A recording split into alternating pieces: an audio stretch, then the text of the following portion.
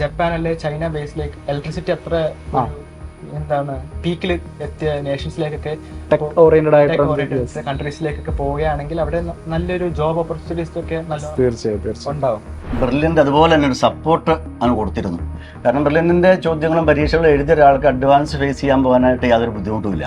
മാത്രമല്ല നമുക്ക് നല്ലൊരു ലെക്ചർ നോട്ട് വളരെ ഹൈ ക്വാളിറ്റി ലെക്ചർ നോട്ടും മാത്രമല്ല നമുക്ക് ടഫ് ലെവൽ പ്രോബ്ലംസ് ഒക്കെ ക്ലാസ്സിൽ തന്നെ സോൾവ് ചെയ്യിപ്പിക്കുകയാണ്. ജെ അഡ്വാൻസ് ഒരിക്കലും അത്രയും ടഫ് ആകത്തില്ല എന്ന് റിയലൈസേഷൻ വന്നു കഴിഞ്ഞാൽ നമുക്ക് ടെൻഷൻ അത്രയ്ക്ക് ഉണ്ടാവില്ല. എനിക്ക് തന്നെ പേഴ്സണലി എല്ലാ പരീക്ഷയ്ക്കും നല്ല മാർക്ക് ഉണ്ടായിട്ടില്ല. എനിക്ക് ചില പരീക്ഷയ്ക്ക് നല്ലോണം മാർക്ക് പറഞ്ഞിട്ടുണ്ട്, ചില പരീക്ഷയ്ക്ക് അത്യാവശ്യം നല്ല മാർക്ക് കിട്ടിയിട്ടുണ്ട്. IIT ചേരാനും പിന്നെ അതിന്റെ ബാക്കിയായിട്ട് ഇന്ത്യൻ ഓയിൽ കോർപ്പറേഷനിൽ ഇപ്പോൾ ധൻബാദ് ഡിവിഷണൽ എഞ്ചിനീയറായിട്ട് ജോലി നോക്കുവാണ്. ആ ഒരു സ്റ്റേജിലേക്ക് എത്താനും സാധിച്ചത് ബ്രില്യൻ്റ് എന്ന സ്ഥാപനത്തോടുള്ള കടപ്പാടും നന്ദിയും ഒരിക്കലും പറഞ്ഞാൽ തീരില്ല. ഓക്കെ, അപ്പോൾ ചേട്ടൻ ഓൾറെഡി അടുത്ത ഒരു പ്രൊഡക്റ്റ് ആണ്. അവനും ഫൗണ്ടേഷൻ പഠിച്ചത് 9ാം ക്ലാസ് മുതൽ. ഓക്കെ, അവരെന്നെ അങ്ങനെ മോട്ടിവേറ്റ് ചെയ്ത് നിൽക്കുന്നു. അതുകൊണ്ട് തന്നെ ഞാൻ ഏത് പരീക്ഷയ്ക്ക് മാർക്ക് പറഞ്ഞാലും ഞാൻ ക്വസ്റ്റ്യൻ പേപ്പർ കറക്ഷൻ ചെയ്തുകൊണ്ട് നമുക്കൊരു അസസ് ചെയ്യാൻ പറ്റുമല്ലോ, കെയർലെസ് പോയതാണോ അറിയാത്തതാണോ. അപ്പോൾ ഓരോ ക്വസ്റ്റ്യൻ അങ്ങനെ ചെയ്ത് കറക്ഷനൊക്കെ ഒരു ബുക്കിലൊക്കെ എഴുതി. അപ്പോൾ നമ്മൾ ആ ക്വസ്റ്റ്യൻ അപ്പം തന്നെ പഠിച്ചു എന്നൊരു രീതിയിൽ ജോസഫ് സാറൊക്കെ പരീക്ഷ കഴിയുമ്പോൾ തന്നെ ഞങ്ങളോടൊക്കെ മാർക്കൊക്കെ അന്വേഷിക്കും. ഞങ്ങൾക്ക് മാർക്ക് കുറവാണെങ്കിൽ സാറ് പറയും സാരമില്ല, പഠിച്ച് കയറാം, പിന്നെ സമയമുണ്ട്, മോട്ടിവേഷൻ തരും. 2026 ജെഇ അഡ്വാൻസ്ഡ് എക്സാമിൽ ഓൾ ഇന്ത്യ തലത്തിൽ 1489 റാങ്ക് നേടിയ ആൽഫ്രഡ് ജെൻസൺ വാഴക്കുളം സ്വദേശിയാണ്.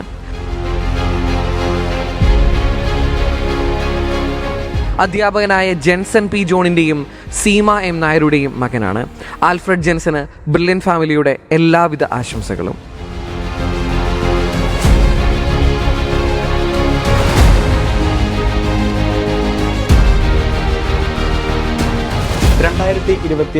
ജെ അഡ്വാൻസ്ഡ് എക്സാമിൽ വളരെ മികച്ച ഒരു സ്കോർ കരസ്ഥമാക്കി കേരളത്തിലെ തന്നെ ടോപ്പേഴ്സിൽ ഒരാളായി മാറിയിരിക്കുന്ന ആൽഫ്രഡ് ജെൻസൺ ആണ് ഇന്ന് നമ്മളോടൊപ്പം ചേർന്നിരിക്കുന്നത്. അപ്പോൾ ആൽഫ്രഡ്, ആദ്യമേ തന്നെ കൺഗ്രാറ്റുലേഷൻസ്. ഓക്കെ, ജെ അഡ്വാൻസിൽ ഇത്രയും നല്ലൊരു സ്കോർ അല്ലെങ്കിൽ ഇത്രയും നല്ലൊരു റാങ്ക് എന്ന് പറയുന്ന പലരുടെയും സ്വപ്നമാണ്. അത്ര എഫേർട്ട് ഇട്ടെങ്കിൽ മാത്രം നമുക്ക് കിട്ടുന്ന ഒരു എന്താ പറയുക ഒരു റിസൾട്ടാണത്. അപ്പോൾ അത് നേടിയെടുത്തിരിക്കുകയാണ്. എന്ത് തോന്നുന്നു ഈ ഒരു നിമിഷം? വളരെ സന്തോഷമുണ്ട്. ഞാൻ ഒരു 2 വർഷമായിട്ട് ഇത് തന്നെയാണ് ഞാൻ പ്രിപ്പയർ ചെയ്തുകൊണ്ടിരിക്കുന്നത് KE സ്കൂളിൽ വെച്ച്. ഞാൻ ബ്രില്യൻറ്റിൻ്റെ എക്സാംസൊക്കെ സ്ഥിരമായിട്ട് കണ്ടിന്യൂസ് ആയിട്ട് എഴുതിയിരുന്നു. വളരെ നല്ലോണം ഞാൻ ഹാർഡ് വർക്ക് ചെയ്തിട്ടുണ്ട്. അതിന് നല്ലൊരു എക്സ്പെക്റ്റഡ് സ്കോർ തന്നെ എനിക്ക് കിട്ടാൻ സാധിച്ചു. അപ്പോൾ ഞാൻ ദൈവത്തിന് നന്ദി പറയുന്നു.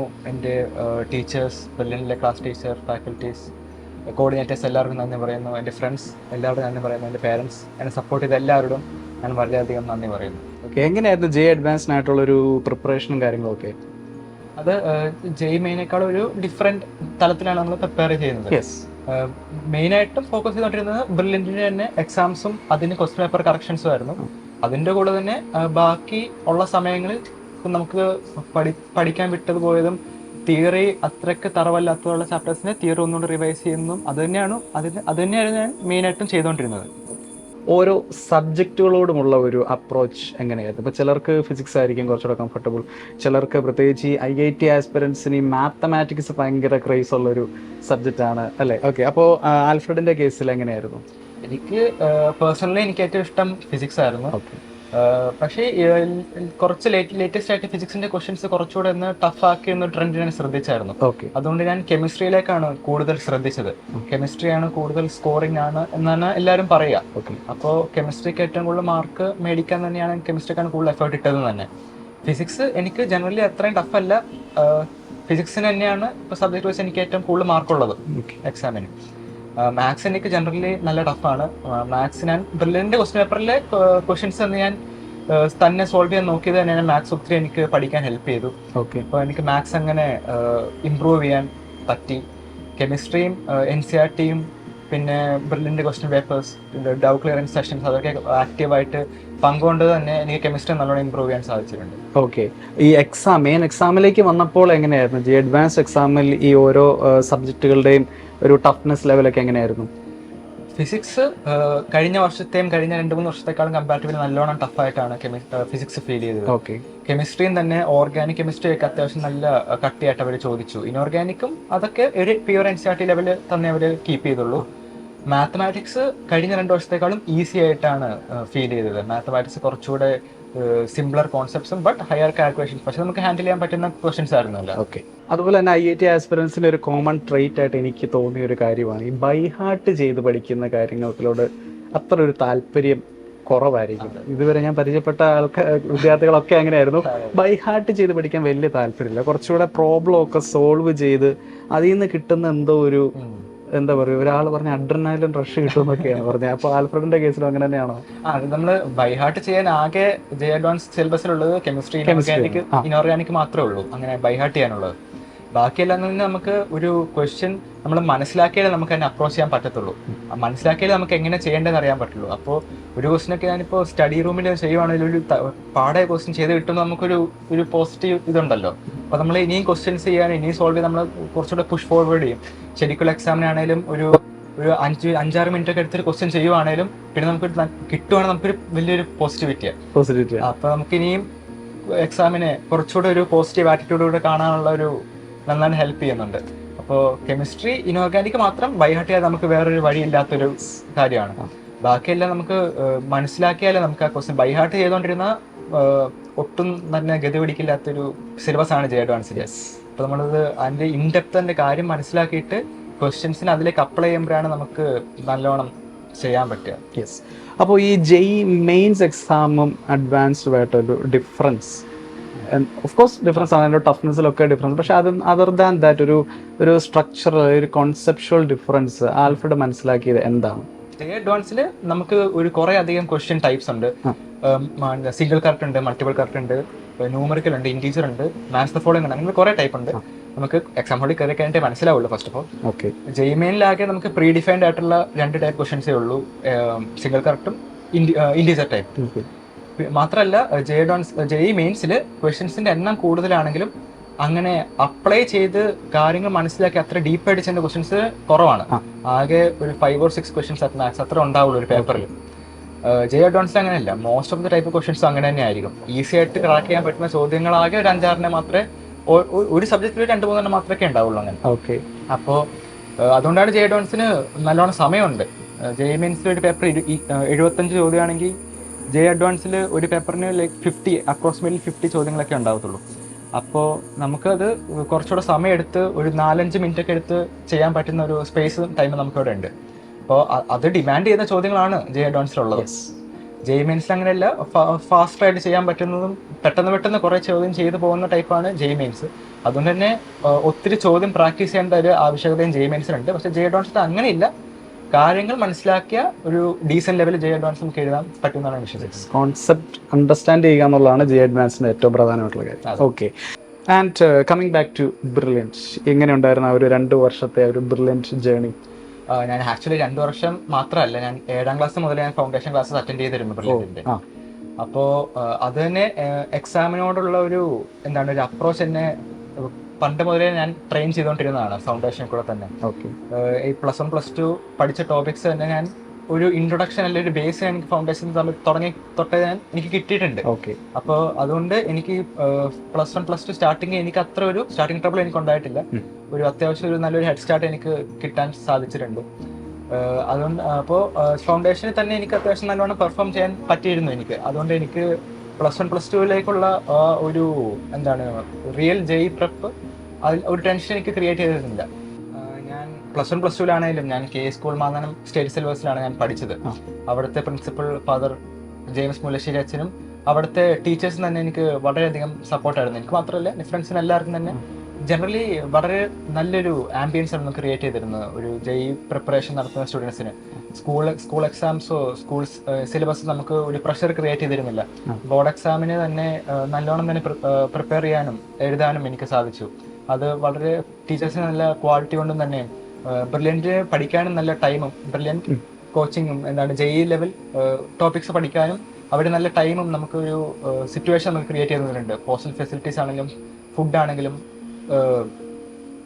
അക്കോമഡേഷൻ ആണെങ്കിലും വളരെ വളരെ ഹെൽപ്ഫുള്ളും വളരെ ഒരു പഠിക്കാനുള്ള നല്ലൊരു സാഹചര്യം ക്രിയേറ്റ് ചെയ്ത് തന്നിരുന്നു.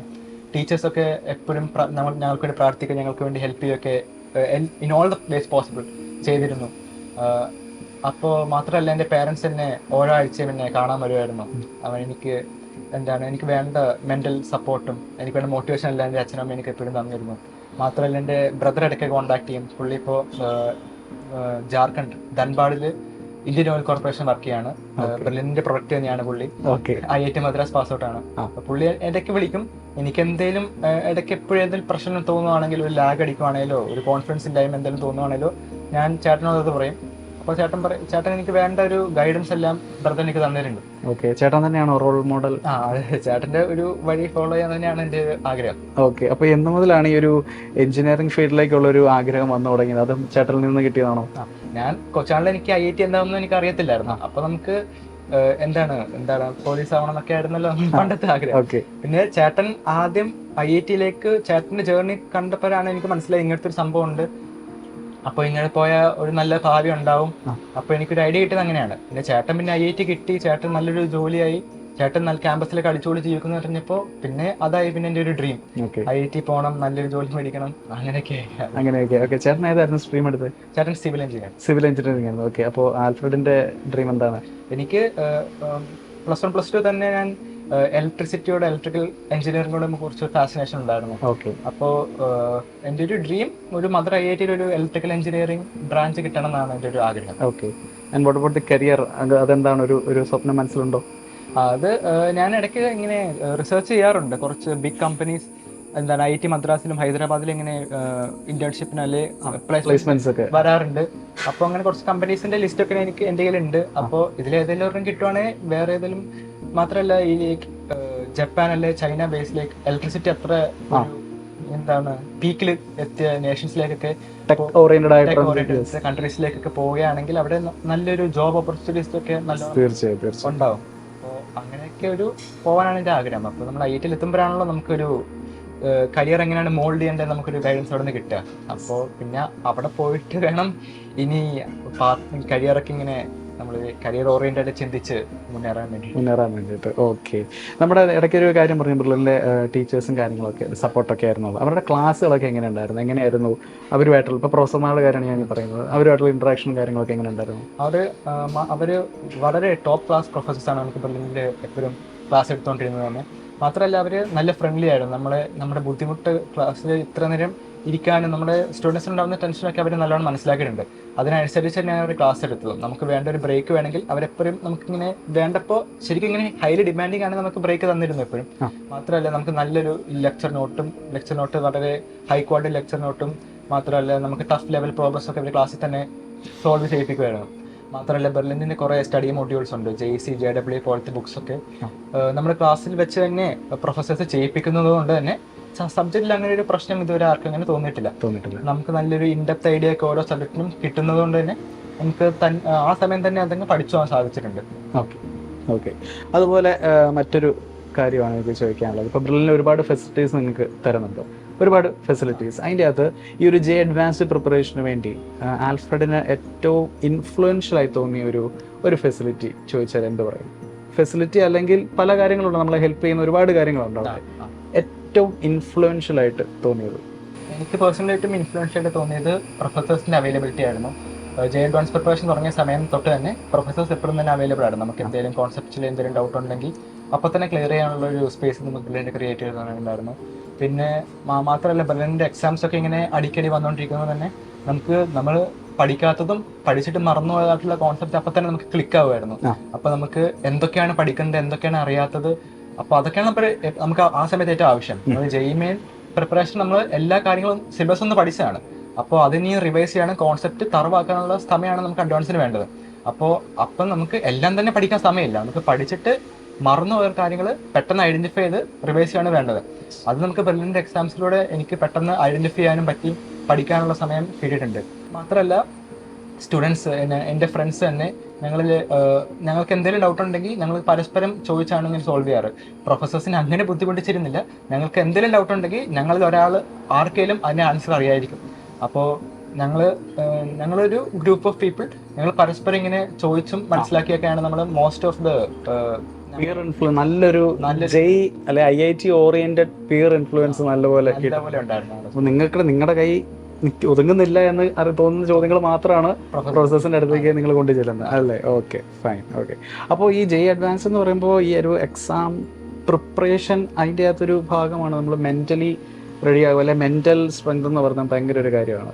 ഇപ്പോൾ ഈ പറഞ്ഞ മോഡൽ എക്സാംസിൻ്റെ കാര്യം, ചില എക്സാംസിൽ നമുക്ക് മാർക്ക് കുറയാം, ചിലതിൻ്റെ അകത്ത് കൂടാം. അപ്പോൾ ഈ മാർക്ക് കുറയുമ്പോൾ പല വിദ്യാർത്ഥികൾക്കും ചെറിയൊരു എന്താ പറയുക, അയ്യോ കുറഞ്ഞു പോയോ, ഇതെന്താ ഇങ്ങനെ, ആ ഒരു ഫേസ് ഉണ്ട്. ഓക്കെ, ആ ഒരു ഫേസിലൂടെ ആൽഫ്രഡ് കടന്നു പോയിട്ടുണ്ടോ? ഉണ്ടെങ്കിൽ എങ്ങനെയാണ് അവിടുന്ന് ബൗൺസ് ബാക്ക് ചെയ്തത്? അത് നമ്മൾ ബ്രില്യൻറ്റിന്റെ എക്സാംസ് ഒക്കെ എഴുതുവാണെങ്കിൽ നമുക്കറിയാം നല്ല ടഫ് ലെവലുള്ള ചോദ്യങ്ങളാണ് വരിക. അപ്പോൾ അത് തന്നെ ജെ അഡ്വാൻസ് ഒരിക്കലും അത്രയും ടഫ് ആകത്തില്ല എന്ന് റിയലൈസേഷൻ വന്നു കഴിഞ്ഞാൽ നമുക്ക് ടെൻഷൻ അത്രയ്ക്ക് ഉണ്ടാവില്ല. എനിക്ക് തന്നെ പേഴ്സണലി എല്ലാ പരീക്ഷയ്ക്കും നല്ല മാർക്ക് ഉണ്ടായിട്ടില്ല. എനിക്ക് ചില പരീക്ഷയ്ക്ക് നല്ലോണം മാർക്ക് കുറഞ്ഞിട്ടുണ്ട്, ചില പരീക്ഷയ്ക്ക് അത്യാവശ്യം നല്ല മാർക്ക് കിട്ടിയിട്ടുണ്ട്. അപ്പോൾ ഇങ്ങനെ ഇടയ്ക്ക് മാർക്ക് കുറഞ്ഞു പോകുമ്പോൾ എനിക്ക് ഒബ്വിയസ്ലി എനിക്ക് ആ സമയത്ത് അത്യാവശ്യം നല്ല വിഷമാവും. അപ്പോൾ ഞാൻ പേരൻസിനെ വിളിക്കാൻ കിട്ടുന്ന സമയത്ത് പേരൻസിനെ വിളിക്കും, അച്ഛനോട് അമ്മയുടെ ഈ കാര്യം പറയും, മാർക്ക് കുറവാണ്, എനിക്കിപ്പോൾ പഠിച്ചത് എത്തുന്നില്ല എന്നുള്ള തോന്നൽ വല്ലതും ഉണ്ട്. അപ്പോൾ അവർ പറയും സാരമില്ല, നിന്റെ ട്രാക്കിൽ തന്നെ പൊക്കോ, ഇനിയും പരീക്ഷകൾ വരുന്നുണ്ട്, എല്ലാ പരീക്ഷ ഇങ്ങനെയാണെന്നില്ല, ചില പരീക്ഷ നിനക്ക് അറിയാവുന്ന മാത്രം അങ്ങ് ചോദിച്ചേക്കാം, അപ്പം മാർക്ക് കയറും, ചിലപ്പോൾ അറിയില്ലാത്ത ചോദിക്കും, അപ്പം മാർക്ക് താന്നു പോകും, ഇന്നും കാര്യമാക്കേണ്ട കാര്യമില്ല. സുഹൃത്തിന് പരീക്ഷ വരുമ്പോൾ നിനക്ക് അറിയാത്തതും അറിയുന്നതിൻ്റെ മിക്സ് ആയിരിക്കും എപ്പോഴും വരിക. അപ്പോൾ ഇതെന്തായാലും അത്രയ്ക്കൊരു ഇൻഫ്ലുവൻസ് എന്തായാലും ഒറിജിനൽ പരീക്ഷയ്ക്ക് ഉണ്ടാവത്തില്ല. അപ്പോൾ എന്തായാലും നിനക്ക് ഒറിജിനൽ പരീക്ഷയ്ക്ക് നല്ലോണം പെർഫോം ചെയ്യാൻ പറ്റും ഒക്കെ അവരെന്നെ അങ്ങനെ മോട്ടിവേറ്റ് ചെയ്യാറുണ്ട് എപ്പോഴും. അതുകൊണ്ട് തന്നെ ഞാൻ ഏത് പരീക്ഷയ്ക്ക് മാർക്ക് കുറഞ്ഞാലും ഞാൻ ക്വസ്റ്റ്യൻ പേപ്പർ കറക്ഷൻ ചെയ്തുകൊണ്ട് നമുക്കൊരു അസസ് ചെയ്യാൻ പറ്റുമല്ലോ, കെയർലെസ് പോയതാണോ അറിയാത്തതാണോ.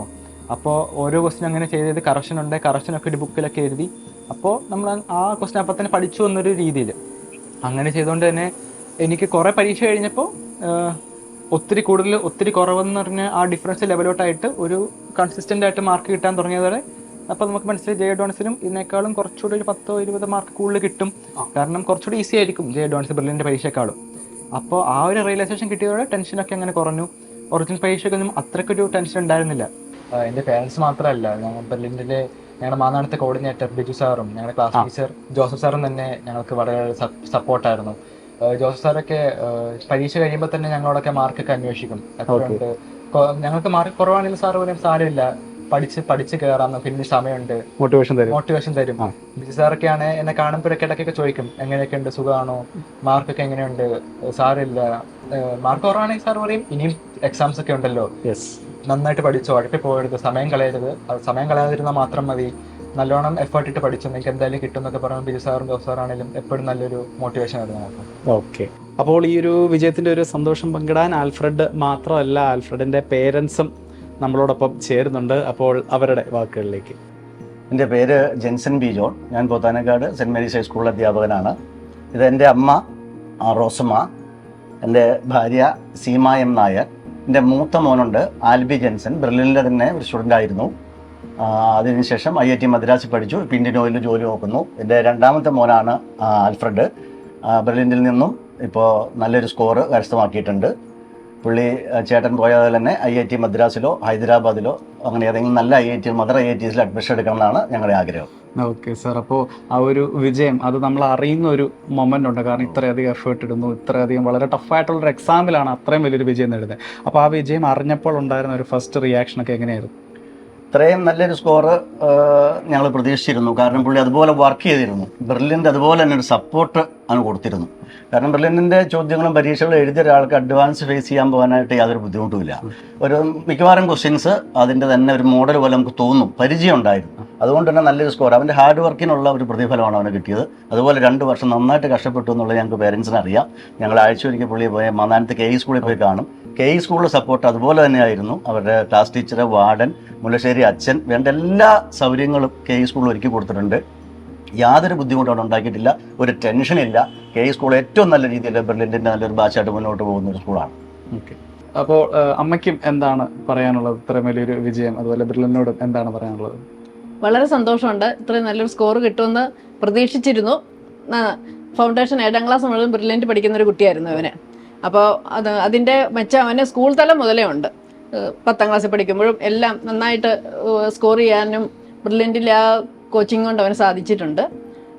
പിന്നെ ഇവൻ്റെ ജ്യേഷ്ഠനും ബ്രില്യൻറ്റ് പഠിച്ച ആളാണ്. അവിടെ ആ ഒരു സ്ഥാപനത്തിൻ്റെ ഒരു ഗുണം കൊണ്ട് മാത്രമാണ് IITയിൽ ചേരാനും പിന്നെ അതിൻ്റെ ബാക്കിയായിട്ട് ഇന്ത്യൻ ഓയിൽ കോർപ്പറേഷനിൽ ഇപ്പോൾ ധൻബാദ് ഡിവിഷനിൽ എഞ്ചിനീയറായിട്ട് ജോലി നോക്കുവാണ്.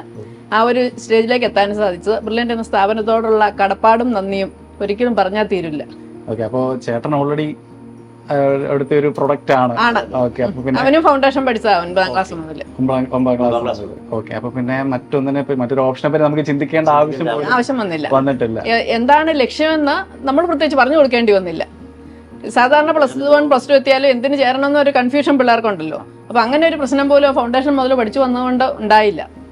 നല്ലൊരു ചേട്ടൻ പഠിച്ചുകൊണ്ട് വേറൊരു ഇൻസ്റ്റിറ്റ്യൂഷനെ കുറിച്ച് നമുക്ക് ചിന്തിക്കണ്ട, അതിന്റെ ബാക്ക്ഗ്രൗണ്ട് നമുക്കറിയാം. ഓക്കെ, ധൈര്യമായിട്ട് അവിടെ പോയി ചേരാം. ഈ പാതയിൽ തന്നെ വരും നമുക്ക് ഉറപ്പാണ്.